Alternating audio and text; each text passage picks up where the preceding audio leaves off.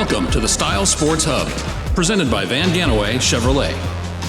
Hey everyone, welcome to the Sports Hub podcast presented by Van Ganaway Chevrolet. I'm your host, Kyle Coppola. Today we're going to be talking to former NFL player Sammie Smith. We'll also be talking with Eustis business guru Quan Nguyen on today's program. Thank you to our partners, Lake Center Home Care, Lake Sumter State College, Lassiter Ware Insurance with Auto Owners Insurance. And of course, you can follow us online at lakeandsumterstyle.com and make sure to follow us, Lake and Sumter Style Magazine, on our Facebook page, our Twitter, and Instagram as well. At this time, let's welcome Sammie Smith to the program. Sammie, welcome. Well, thank you, Kyle. I was looking forward to being here. I know we've talked about doing this over the last, month and a half, and so I'm glad that it's finally happened. And thanks for having me. Absolutely. Thank you so much for being here. For those who don't know Sammie, you have one heck of a story. You were a former draft pick by the Miami Dolphins in 1989. You were drafted 9th overall in that class. That included Deion Sanders and a couple of other amazing standout players. You attended FSU, went to Apopka High School, and now you're involved with a fair amount of other things, but we wanted to talk about how you got there. Can you tell us your story? Oh, man, what a journey. Was blessed as a young youth with great talent, to play football, and ran track and field, and had an amazing opportunity after high school to go and play for, in my opinion, the best college coach ever, Coach Bowden. And you mentioned Deion. We were classmates, went to Florida State the same time in '85, and just had a great time at Florida State. And somewhere along the line, my faith would really need to be ignited, I would say. And it was during some difficult times that I was able to get back on track and get in the purpose that God had for me. But it definitely came with some difficult times. And you talk about those difficult times, and if you want to learn about those difficult times, you can Google Sammie Smith and you can learn more about that. We don't have to talk about that on the program, but as far as getting through those times, how did you find your faith? How did you find your faith in God and get you through those hardships that you had to go through? Because that's unbelievable what you had to do for those 7 years. Well, I was always a believer, and I believe that the bringing up that I had as a youth, being involved with a Christian coach per se, Coach Gerke, Chip Gerke, was the first one to introduce me to going to FCA camp. My family. So I always had faith around me, Coach Bowden. And so at some point in time, like I said, I would say as I became an adult and started playing professional football, the draw of secular things just kind of pulls on you, and took me down again some roads that I would not advise anyone to travel. But it was the road that God had set out for me. It was the road that I chose, and it's the road that got me to where I'm at today. And so I look at that time, and I always tell people, in order to have a testimony, right, you have to be tested. And I sure was tested, but I think on the other side of it, man, from those experiences, it's allowed me to be who I am today. It's allowed me to be impactful. It's allowed me to share my journey with youth. And I just spent 7 years working with Ole Miss's football program, and so I get to pour into college coaches and college athletes. And so it's just been a tremendous journey, and it's one that I'm super, super proud of where I'm at today and the opportunity that God has allowed me to be impactful. For people who may not have found that yet, when you first found where you belonged and you first felt that feeling of God, and living for the Lord, what was that like to begin your journey, and where you were and where you're at now? Well, I can remember it like it was yesterday. It's been over 20-some years ago, when I got arrested. And, sometimes God puts us in places that we're uncomfortable in order for us to hear Him. And that's exactly what happened to me. I was in an uncomfortable place, and it was a time for me to reflect on all the great opportunities that God had given me. And it allowed me the opportunity to reflect on my purpose, my true purpose. We get so caught up as athletes, and our identity, tends to be caught up in that athlete and, the things that being a part of athletics brings you. And I think when we continue to search and we continue to seek God for the true purpose that he has for us, it's a tremendous thing when you find out, man, that my identity is wrapped up in Christ. It's not wrapped up in the sport that I play or the car that I drive or the house that I have or how big my bank account is, but it's wrapped up in who God says I am and me finding the purpose to fulfill that he has for me. And so you found that purpose. You end up doing a bunch of really cool things with Ole Miss as well, and then you decide to move back to Lake County. What brought you down to Lake County? Well, this is home. My family's here. I like to use the excuse that my daughter, who is 11th grader now, talked about wanting to go to school at Florida State. And so I told her, well, we need to get back home to Florida. If you're going to go to school in Florida, I said, you need to graduate from a high school in Florida. So that was my reason that I used to get back to Florida. But quite honestly, there's no place like home. I mean, my mother's here. I lost my dad in 2017. And, all my roots are here. All my friends, my family and stuff are here. So it was just a natural thing to want to be back and impact in the community that I was raised in. And what you're doing, we appreciate with FCA Outdoors. I mean, you're involved with that. Can you talk a little bit about that? Well, I've been involved with traditional sports all my life: football, basketball, track and field, baseball. Impacting those kids. Before I left to go to Mississippi. We had a training facility in Outdoor, and that was geared toward, helping football athletes and baseball athletes to become faster and stronger. And so I just felt a nudge to want to be able to step into another space where that's really growing. When you think about it, outdoors is like tremendous right now. And I found that out while in Mississippi, how, excited kids are about being a part of bass fishing. That's one of the fastest growing sports. I call it a sport. A lot of schools don't recognize it right now, but it's a sport. Kids are out, they're competing, they're working together. Most times they're on a team. And so I was excited about just being able to get back home and get in that space. And what better place to do something that's going to involve fishing than Lake County. And so we want to deal with, like I said, we want to reach those kids that are not a part of the non-traditional sports, that are not a part of the traditional sports. We want to reach those kids where they are and just be able to bring ministry to them. And there's tons of kids that don't play football or basketball or baseball, but man, they might love to pick up a rod and reel and learn how to fish. And so that's what we are trying to accomplish here. Yeah, and you're doing a great job of that. You just had your fishing tournament just a month or two ago, I believe. How did that go? I think for the first one, man, it was tremendous. I learned something, though. Yeah. You might not want to have a fishing tournament in the middle of August. It was super, super hot here, but we wanted to have one before school started. It was successful. We had, I think, 46 teams. We even had 3 teams that came all the way from Georgia. Wow. That were a part of it. We had teams from as far as Destin, Florida, and St. Augustine, Fernandina Beach. So we had kids from all around, but I'm thankful that the teams that won both divisions were local teams. So we had, I think, a team out of Sanford that won the high school division, and then a local couple of kids from Astutula area that had never fished a tournament that won our junior division. So we were excited about local kids winning that. Yeah. And of course, God has been a huge impact on your life. I also wanted to talk to you, what has been, other than God, the biggest impact on your life personally? Well, I think, man, just having a great mom and dad. Yeah. And that's something that, really pains me to know that a lot of kids don't have the opportunity to have that foundation of a great mom and dad. And so we have to do our part, right, as mentors, and whether it be men or women.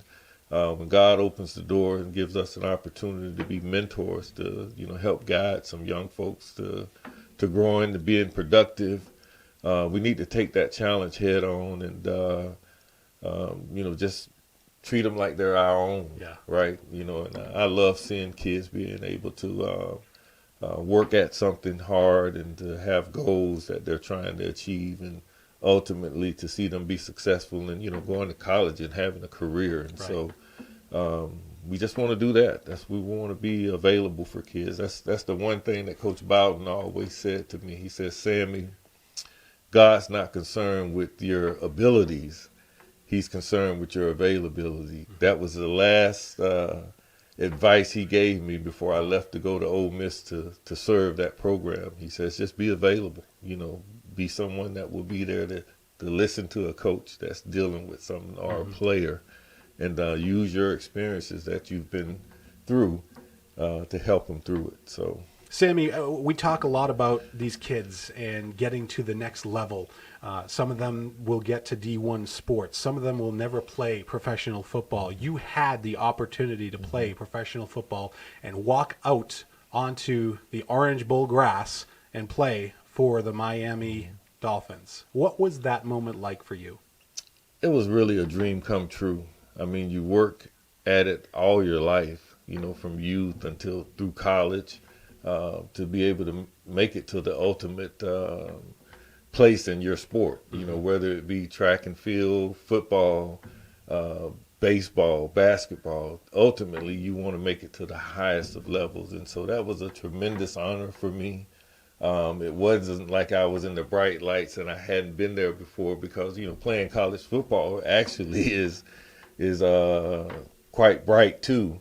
But, man, just the first time I can remember walking out on an NFL field, it was a tremendous source and feeling of gratitude and thankfulness that God had allowed me to see a dream come true.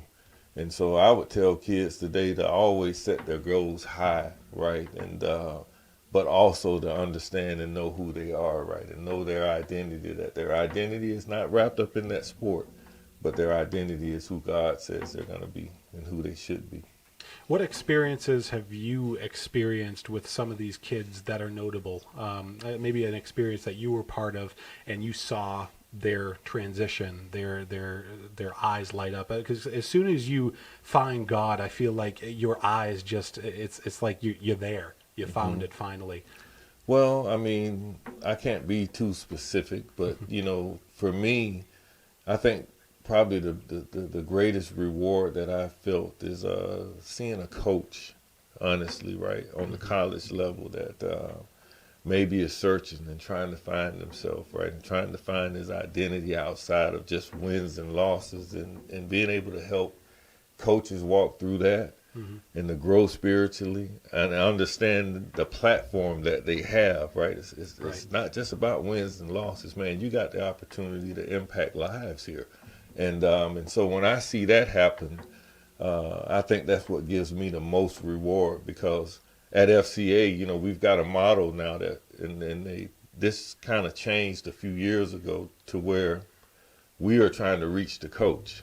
All right, so we say to and through the coach. So now we want to really be impactful and really be intentional about reaching the coach, because at the end of the day, it's the coach that's going to have the most influence on the players that are around him.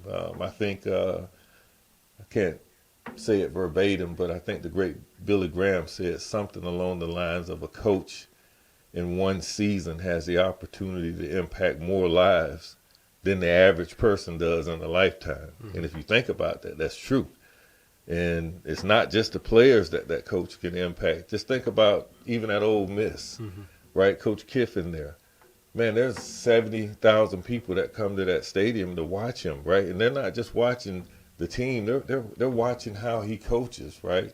All the people, the handshakes that he gets to, shake the young kids that aren't a part of the program, right? So a coach not only has the opportunity to impact the players that he coaches, but just a lot of people, in the communities. And obviously your daughter's going to Mount Dora Christian Academy, so she's being impacted by wonderful things they have going over there with the Bulldogs, and she's looking at running track and field over there. So we're really excited for that as well for you. You got to feel good about that. I am excited. She's a hard worker. She came to me, I guess, about 7 weeks ago now, and said, "Sam, Dad, I'm ready to start practicing. Can we get going?" Right? And I think they're just really starting to have track practice maybe starting this week, but she's 7 weeks ahead. That's and awesome.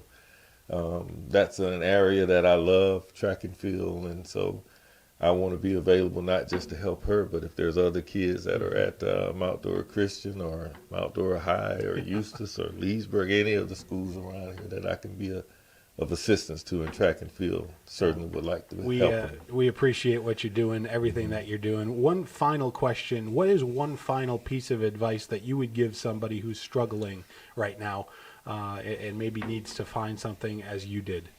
Well, God's been dealing with me, and it's a message that I'm going to use actually quite often here because it's my go-to thing right now, and it's influence.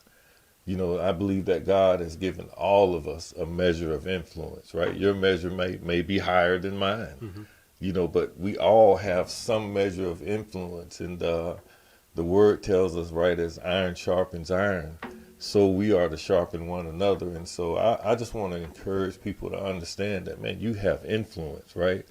And if you're using the influence that God is giving you to be a kingdom builder, right, and to impact people in a positive way, then you're walking in his will. But if you're not using that influence that he's inherently placed in you, then you're allowing the enemy to use it. And so I say that from experience, right?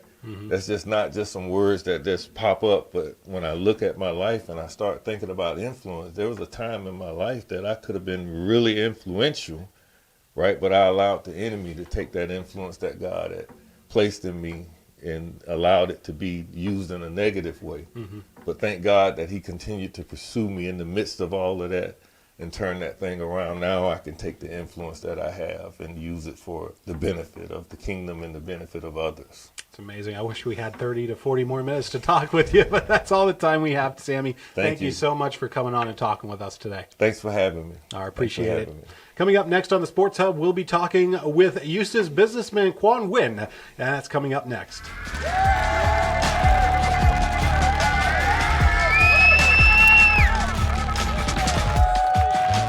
Are you in need of a new truck or car? Then zoom into Van Ganaway Chevrolet, a company that's always been driven by superior customer service.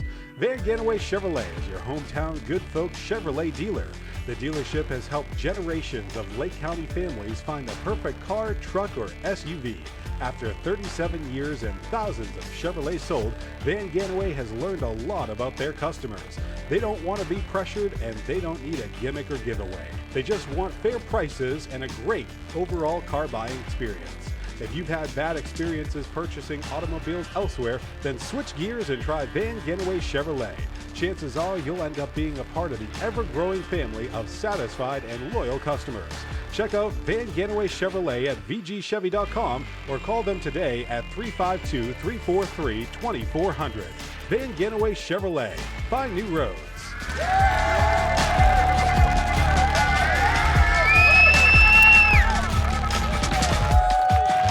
All right, we're back on the Sports Hub here. I'm Kyle Coppola alongside Quan Nguyen, who is a Eustis businessman, Duckman, AC and heating.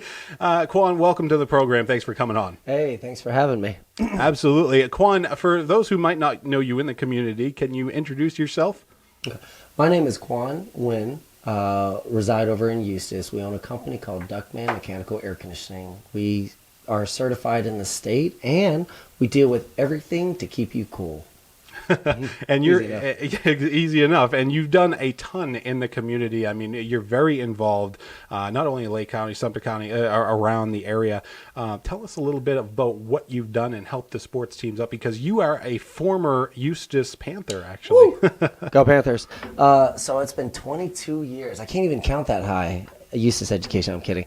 But 22 years since I've been out of school. But recently, started last year when the baseball offices and the baseball locker room needed some work on the air conditioning. So, of course, my kid was on the team on JV, and they asked, hey, do we know an AC guy?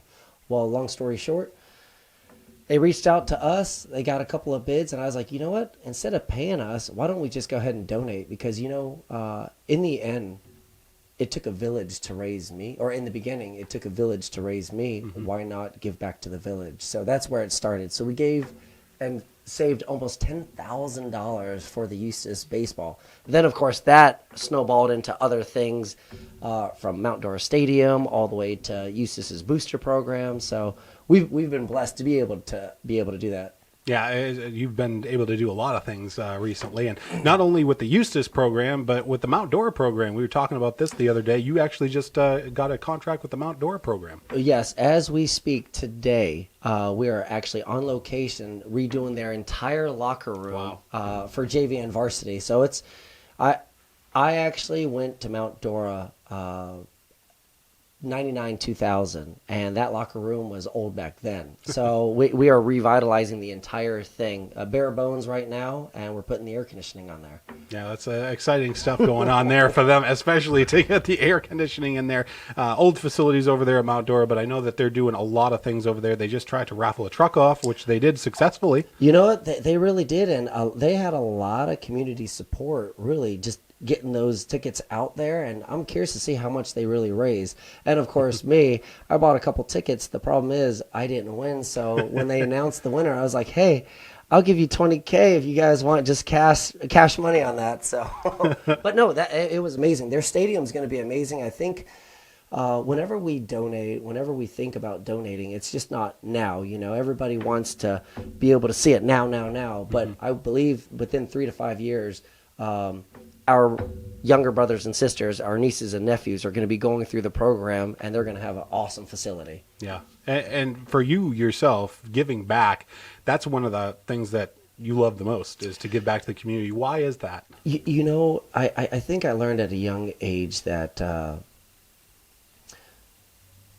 want to make sure that we leave something that they know, like somewhat of a legacy, you know, and the amount of money that we leave is not that much. But one thing is for sure is the kids and their friends, they'll remember it to where they can do it. You know, like I said in the beginning, it took a village to raise me, and if it wasn't for this village, we wouldn't have the opportunity to be as successful as we are to be able to give back. So it's a blessing, and I love that I can do this. And you know, I do have a problem saying no, especially when I feel so confident about the programs that we're supporting, that hey, it's like, hey, you know what, God's using me to be able to make sure that everybody gets taken care of, because someone else was taking care of me during my adolescent years. Yeah. So. And speaking about taking care of, we didn't even get to pitch this on the program earlier.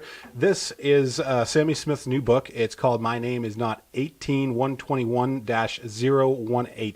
My number was given to me, but my name was redeemed. And when you talk about that and his story in this book, which I recommend highly, it's an amazing story of perseverance. Well, you know, the biggest thing is that tells you in life nothing lasts forever. Not your wealth, not your health, not the friends that you have, not the cars that you buy.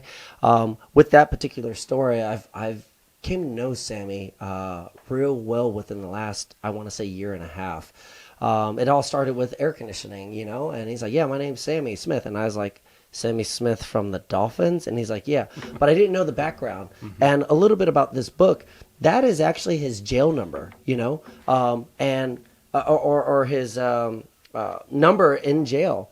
And what he told me is, when you're on top of the mountain, everybody comes out of the woodwork because they want a piece of that pie. But when you're down at your lowest point, guess what? Everybody disappears. So when you think of, hey, this is my way up, I'm still climbing, I'm still trying to get to the top of the mountain, you'll have everybody holding onto your coattail, riding your coattails. But at any given point in time, one decision from the man himself, and in this case Sammie, can be taken away just like that. And now you're sitting in a 10-by-10 jail cell wondering, how can I get past this? But in the book itself, whenever you get around to reading it, or whoever's reading it out there, this book really states that, hey, Bobby Bowden, coach for FSU for a long, long time, got him pardoned along with the president of FSU and a lot of other things. So the story is pretty neat, but it just tells you that, hey, there will be rain and very cloudy days, but it will pass. We just need to make sure that we grind, we get down, and we move forward.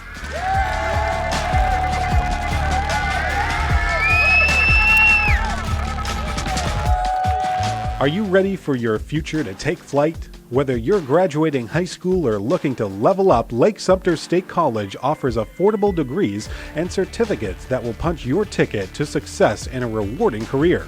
Plus, with programs like Direct Connect to UCF, your opportunities with LSSC are endless. So, what are you waiting for? Join us in Leesburg, Claremont, Sumterville, Four Corners, or online.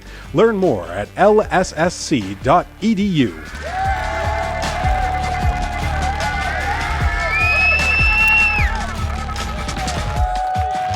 And his story, in a way, and your story are sort of, in a way, very similar. You started off with nothing, and you built yourself up over the past, many years, of course. But you started with pretty much nothing. Actually, we did have nothing. At one point, not a lot of people know this, but this is a true story. My mom at one point tried selling us. A lot of people talk about the black market. A lot of people talk about the Asians coming over here or the Mexicans coming over here. But my mom came over late 70s, early 80s, part of the boat people. But when she got here to the United States, my dad, who started making money and started hustling. And it's funny how kids can learn. He was an entrepreneur, but I didn't know anything of him or his dealings or his business aspect. I just know that, hey, I got to hustle. Later on in life, after 17, 19, I realized that I'm the same guy that he is. My mannerisms, the way that I talk, the way that I carry myself. But when he got over here to the United States, all the way down to Florida, he was able to make money. And when money comes, of course, a little bit of girls and gambling and drugs and alcohol and stuff. Well, he left my mom at the age of 4 and 5, my brother and I, and he's like, hey, I'm leaving with a younger girl to another state. See you later. So my mom had these 2 kids, and she didn't know what to do. She didn't have an education. She barely spoke the language, and she had no friends here except maybe a few acquaintances. Well, with that story, she basically looked at us at a young age and said, hey, you really need to make sure that you take care of you and your brother. I need to see if I can go get a job, go get my GED, and try to see if I can bring food home. And we had nothing. So had I been a kid, part of the statistics of hate my parents because they didn't have time for me, I realized at a young or an older age, hey, it's not that she didn't have time for me. She's trying to get to all this stuff.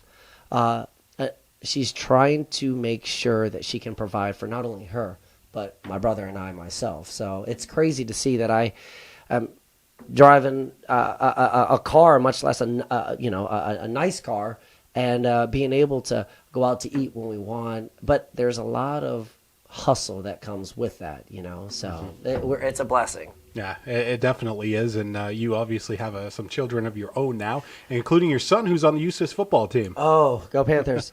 So, yes, he's a starter on the USIS football team, nose guard. He's been doing amazing. And one thing that I tell him, nothing lasts forever. It takes one injury. A lot of these NFL guys, a lot of these college guys, it takes one injury. Green Bay Packers got rid of Aaron Rodgers. Aaron Rodgers went to the Jets. They put all the money in the Jets, and you saw what happened. Boom. That 5th snap. They called, artificial turf. Yeah.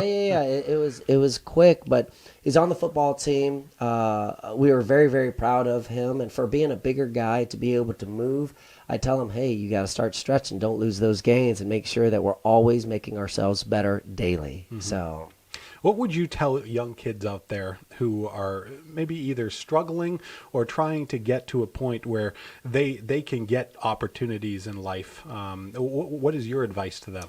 A lot of the guys and girls in high school right now, I've realized that they're looking at, hey, how do I have what you have? How do I drive nice cars? How do I go on awesome vacations? How do I pay for this and that? I'm just trying to figure out myself. I tell them, you know what? Consistency is key. And adaptation is all around us. Making sure that you know that, hey, if we have a smile on our face every day, it's going to be contagious. And when they say, hey, you got a smile, what's going on? Why are you happy? Automatically that's an opportunity. And some people don't see those opportunities daily. They're just down and out. A situation happened. Right now I'm here at the interview. I'm putting a smile on my face, and there's 6 figures out that's still owed, to me. But, it's okay because I am moving forward. But adaptation is key, and always, always know that there's opportunity all around us, and never lose sight of that. As far as opportunity and education go in Lake County, do you think that we're doing enough for our students in Lake County, or can we be doing more? Because you have programs like the ACE program, which is fantastic, and a couple of these programs that have been coming through. What do you think that we need to do more of? Well, you know what? The opportunities when I went to school 20 years ago, I don't want to say it was non-existent, but nowadays, back then it was very new. Dual enrolling was new, like tech was new to us, but now the education that the guidance counselor is really showing the guys and girls, hey, if you don't want to go to college, there's Fire Academy. If you don't want to go to college, there's Lake Tech. If you don't want to go to college, guess what? You can go ahead and be nursing program. So I think they're doing pretty good on everything. Of course, I'm on the board of Lake Tech, and we have our meetings all the time just to say, hey, how do we get more enrollment? How do we go about getting people in the field that are interested in working with their hands? Right now, the trades are a dying trade. So if you guys are listening out there, guys, the trade is where we need you. Like, there's a lot of money in the trades, but it does have to be a person that has good work ethics and making sure that they like to work with their hands. Yeah, and as far as trades go, I mean, you're in their trade, right? I mean, and look at you. You're a success story. Well, yeah, and you know, when people measure success, is it the amount of success that you have zeros in the bank? Is the success being able to take vacation? And I appreciate you telling me that I'm a success story. And I believe that I am a success story, but we're not done. Right now, we're still chasing that dream, and we haven't made that kill yet. So that's awesome. Yeah, because with that being said, being that your son's at Lake Tech, he's going through the schooling program. He's also going through the Eustis program as well. Oh, yeah. Going to end up, do you know what he wants to do after school? So, you know, we as parents, we can only guide the kids so much, you know, but there are helicopter parents and there are, you know, oh, I'm a cool parent. He can do whatever he wants. Right now he's going to school for diesel mechanic, but he has a God-given talent that he's 340, 6'2", moves like a gazelle. Maybe not a gazelle, maybe a big, a big cheetah. I don't know, but he's fast on his toes. But the thing is, he knows that he's not going to be playing football all his life, maybe get to the college level. But I really would like him to stick with the college realm. And if it was me, what I would tell him to do, I would love for him to be able to go in the Army or Navy, play football, get the 4-year under his belt, be able to go to the armed forces. Now he's got that under his belt because something with us, if it wasn't for the veterans of the United States, I wouldn't be here, part of the boat people. The Vietnam War, there was no winner, but because of that, we employ veterans, we employ different race, religion, creed. We are just blessed beyond measures to be able to have all these people that work for us, you know, so it's crazy. What is one of the biggest challenges you've had to overcome in your life? You know, to this day, at the age of 40, one thing my mom does say is, Quan, you can do better. And I don't know if that's all Asian parents, but I've hit 7-figure incomes. I've hit accolades with Train. I've done a lot, made magazine covers and all that. But I think the biggest thing for me is just recently my mom said, hey, you know what? I am proud of you. And I think that's really what it is, because I know at my age right now, when she came over here with not knowing the language, I give respect to her to know that the struggle was real. But my struggle is nothing compared to what she had to deal with to leave everything behind to go to a new country. So the biggest struggle in my life is her support. You know, and just recently I did get that. So I think it's I don't want to get emotional, but I think everybody struggled differently. And to have her say, you know what, good job. It's not even, hey, Quan, I'm proud of you. You're the best. She's like, you know what? Good job. And that was a nice pat on the back and a satisfaction for me. And you're part of a larger story because it's not just you who is one of those kids that came over on the boat. There are so many, the thousands upon thousands of Vietnamese that came over on the boats and had to go through similar stories like you. 100%. And you know what? There are a lot of Vietnamese people that I do know, I come across, and they're like, man, you're everywhere.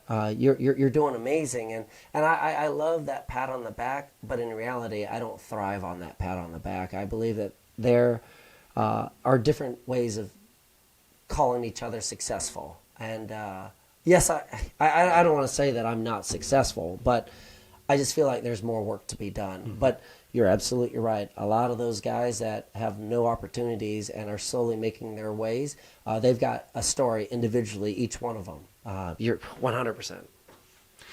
One final question for you, Quan. I wanted to talk about, for anybody that's struggling out there, for some kids that are trying to find themselves, get themselves through life, whether it be issues, money issues, financial, finding God. What is your advice to them? You know, someone like myself, and a lot of people don't know this, but I suffer from anxiety, ADHD, and real bad depression. I put a smile on my face, but you know what? Sometimes there's times where I sit and lay in bed and I struggle. I would say the best advice for them is making sure that you launch. Make sure that you take that first step. If it's getting up in the morning, make sure you do your daily regimen. And it's something so simple. A lot of people can be considered a statistic and they go with it. As to me, with ADHD and depression, there's times where I wake up and I said, you know what? I'm going to kill this day. I'm not going to be that statistic. I'm going to get something done. And if you put 365 days on the board, guess what? There's probably 3 to 5 weeks out of the entire 365 days that I can say that I'm accomplishing something and I'm happy with what I got done. So to those kids, please launch. Please make that first move and be consistent at it. So, because like I said, all storms shall pass. So, Quan, thank you so much for coming on the program today. We truly appreciate your time. Thank you for having me. Appreciate all you guys. Thank you, Quan. We'll be right back on the Sports Hub.